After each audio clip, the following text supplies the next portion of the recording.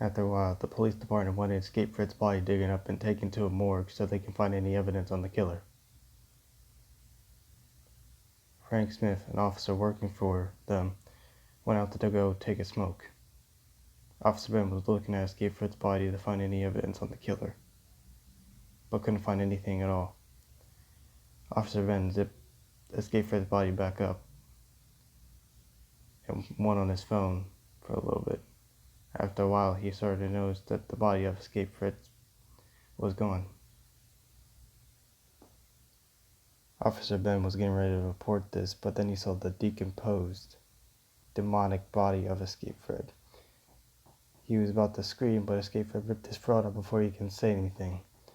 And then he put his body in the same body bag as Escape Fred's.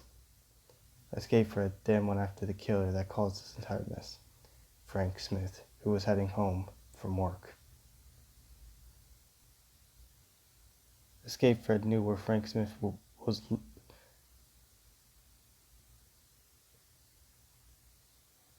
Escape Fred knew where Frank Smith lived at, so he quickly rushed over there and killed Frank's wife, Sam. Threw her body right outside. Frank came home only to find his wife dead. He was about to call the police, but then Escape Fred pushed him right out his kitchen window, and his hand got caught on the oven. Frank Smith begged Escape Fred to help him. "Please help me, I'm begging you. I'm sorry for what I did to you. I'm sorry!" Escape Fred, however, did not accept Frank's apology. Escape Fred used his powers and turned Frank's oven on. Frank's hand was melting so bad it was gluing to the oven. Frank begged Escape Fred to turn it off, but Escape Fred wouldn't do it.